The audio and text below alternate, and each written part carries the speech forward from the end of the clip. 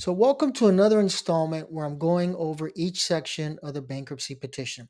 Now, I give this disclaimer every single time because I want you to know that what I focus on is the issues that you will come across in a bankruptcy petition. And the reason I say it's very simple. If you look at all this information, it's pretty straightforward, right? What district are you filing in? Are there any debtors, etc.? So form filling is not difficult. That's the bottom line. But what is important, and literally what they teach us in law school, is to spot the issues.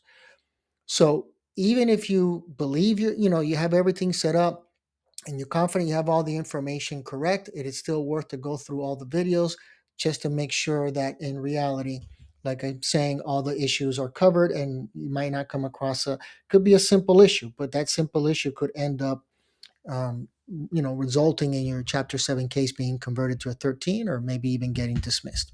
Okay. So we're focusing on Schedule J, which is the expenses. Now, Schedule J has to match up with Schedule I, and I'll go over that at the end. But there's also a lot of carryover from Schedule I depending on your situation, especially if you're a W 2 employee.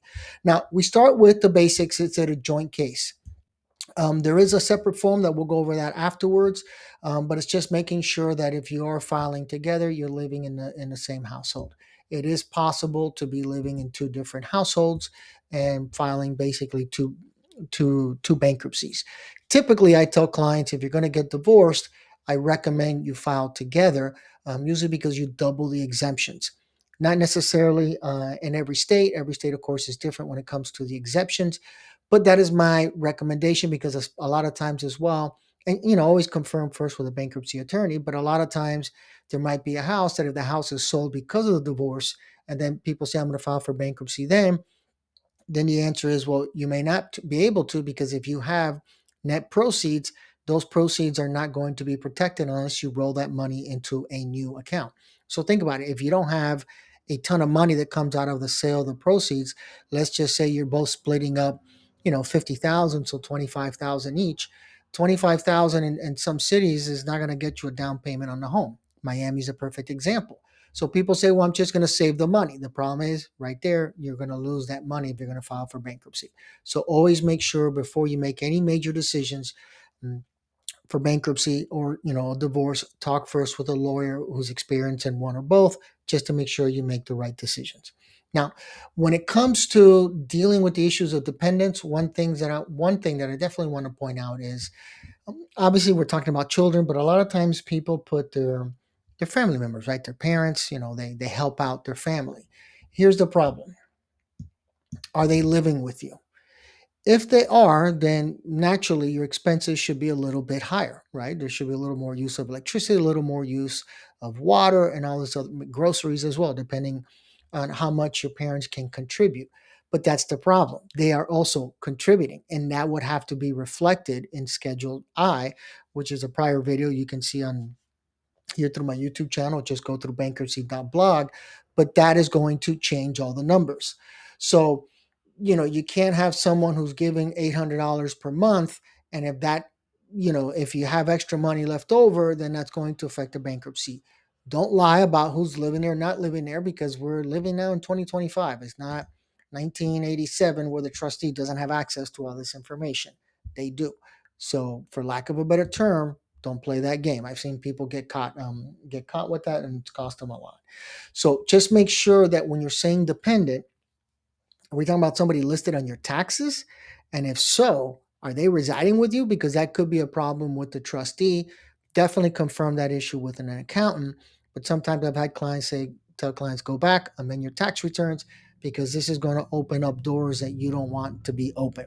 So keep that in mind when it comes to claiming a dependent. Now, I at some point had lived with my parents. They were getting old. I had to take care of them. I never put them on my tax returns or anything else like that. Was I paying a bunch of bills at home? Yes. Actually, it was costing me more to live at home than to live on my own. But there's an example that if I filed for bankruptcy, I would have listed them as a dependent, but I would say these are the expenses that are involved, and that could be easily documented. So there shouldn't be any issues there. Now, as we move on, one thing, and all this is just property, nothing here extraordinary, just issues regarding how much you're spending, taxes, real estate, etc. One things that I sometimes what I do see where things get out of hand is sometimes people tend to exaggerate, especially like the maintenance of the home. I've had people put $400 and it's like you spent $400 every month or once you spent $400. No, last month I bought mulch at Home Depot, bought us all the other stuff. So okay, but that's not every month. That's not your monthly. If that's the whole year, then you have to divide it, by 12 months to figure it out. So be careful. Don't go by what you did last month. Go by what you naturally spend on your property. Now as we continue going with the home, like I said, just make sure nothing's exaggerated. That includes food and housekeeping. Education, this is important. I once had a client who, they were not wealthy people, middle class, but their child was in private school. I think they were paying something like $500 a month. The problem with that is simply that's not necessarily something that the trustee is going to allow. The trustee could object to that very easily and say those $500 are coming to me, or you're going to convert to a Chapter 13. So I never even filed for bankruptcy on that client because he didn't want to take the child out of school. But I said, yeah, $500, that's money that can go towards creditors. That they're going to make you, take the child out of school. So, he worked out a payment plan, I think, with the creditors. But keep that in mind. Education costs, if it's private school, it's going to be an issue. If it's just public school expenses, books or uniforms, whatever they have to buy, that's normal. That's not a big deal. I'm talking about a big monthly expense like private school, like I mentioned. Now, one thing that could be an issue, and let's go to entertainment. Again, be careful. I love golf. I'm pretty good at it, I would say. But that's a monthly expense. And it's also, I have a club membership. So if I file for bankruptcy, and I've written a few blogs and done YouTube videos on that, you're not going to continue to be a member of your golf course and you filed for bankruptcy chapter 7. It's just not going to happen. And if it's chapter 13, the trustee is just going to object because again, that's X amount of dollars. Let's say 500.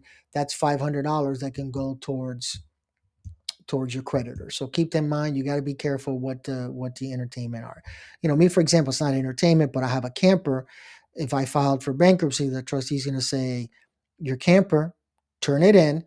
There's going to be a deficiency judgment, which means it's going to get sold at auction for less than what I owe, and then that becomes an unsecured creditor. There's no way a trustee is going to allow me to keep a camper and file for bankruptcy because again, that's a few $100s every month that could go towards creditors. Now, when it comes to this issue here, there's a lot of times, and I mentioned this in Schedule I, you have to make sure you're not duplicating expenses. It's very easy to just go through this and you are already deducted on Schedule I. Oh, yeah, they take out $10 a month for life insurance, and then you come here and then you do it again and you're deducting it. $10 isn't going to make or break the situation. But when we start talking about health insurance, which could be very expensive, and now you double that expense, well, if the trustee takes it out of Schedule I, you're going to have money left over. And once you have that kind of a substantial amount left over, you just went from a Chapter 7 to a Chapter 13. So always, always be careful. Taxes is another one. Be careful that when you're talking about some of these issues, compare them to Schedule I to make sure you didn't duplicate your expenses. If not, you're going to have a problem on your hand. Now, car payments, again, basic information, right? There's other parts in the schedule where we have to focus on that, regarding secured debt and everything else. But there are two issues that you might come across. One is the car is in your name, but you're not paying for it, right? That's common. You have children, they're off to college or high school, and you have a car in their name, in your name, and your child is paying for it. The problem with that is how do we handle that? Well, the way I typically do is let's just say right here we put down that it's $300. Then I make sure on Schedule I say there's a $300 contribution, and I make reference to the car payment, or you could just put see Schedule J, line 17A. Again, you want to make sure that everything is balanced out and it's smooth. Now, what happens if the car is not in your name, but you're making payments? Your credit isn't too good, and you got a better credit through a parent or someone else, but you're the one making that $500 car payment. Well, same thing. You're going to list it here. You're not going to list it as a debt because that debt doesn't exist. That debt's not in your name. It's in the name of the other person. So if you're late on the payments, the other person's the one who's paying the price for it, not you ultimately. But it's still a legitimate expense. You're gonna list a debt there and make reference to the fact that this is listed in the other party's name, because there's other sections you're going to see. It says, are you asking to reaffirm the debt? The answer is no, because you don't have secured debt to reaffirm. Now, the only thing is the trustee is going to make sure that you actually are making a car payment. They're going to look to see that, whatever that amount is, $500, is sent directly. I prefer sent directly to the auto lender, if not to the other party. I mean, I know sometimes we don't have a choice, but that's the easiest, cleanest way. Nothing wrong, nothing illegitimate about that. It's just the reality is sometimes we do have a car in each other's name. I did that many years ago. My father, it's just easier to get it in his name. So just keep that in mind, that's still possible to do. Now, when we're going here, schedule number 18, same thing. We're talking about child support, the DSOs. You can learn more about DSOs on my blog, bankruptcy.blog, or through prior videos. But DSO is a domestic support obligation. We're talking about child support, and we're talking about alimony. Some people might have that deducted automatically from their pay stub. Me, for example, I'm self-employed, so if I had that obligation, it's not on Schedule I would have to put it here. But again, if it's being deducted from your pay stub, just make sure that you're not duplicating it.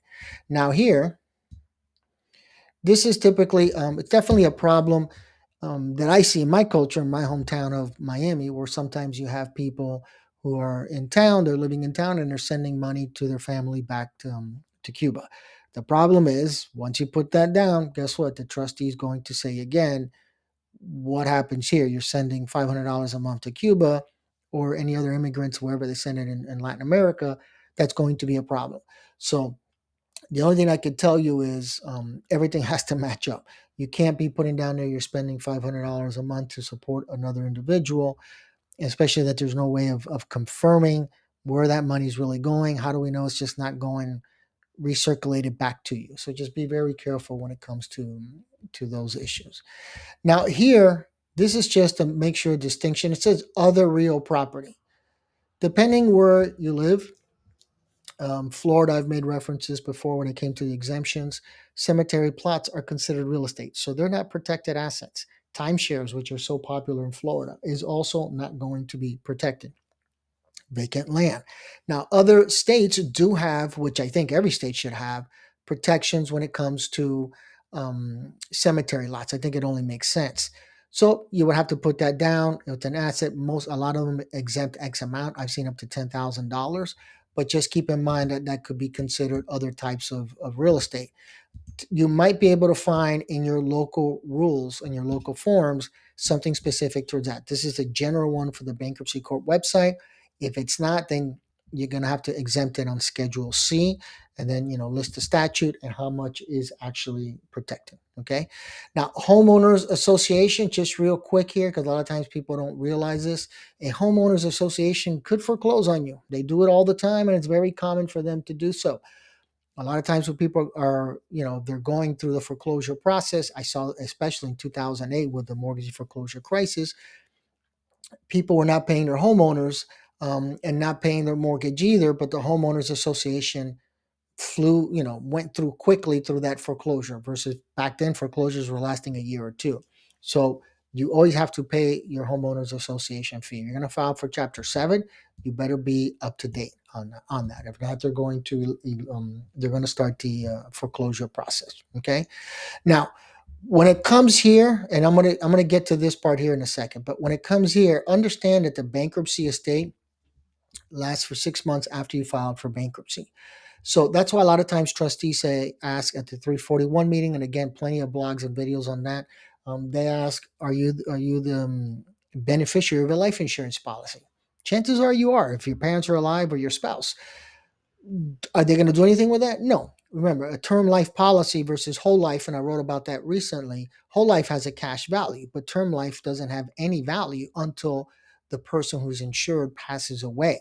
What they're trying to find out is, literally, as morbid as it sounds, is that person knocking on heaven's door? Because if so, if they're going to die within the next 6 months, we're jumping in there to go ahead and take those life insurance proceeds. I've had to delay cases because people come up to me, they disappeared for a long time, and all of a sudden they pay me in full.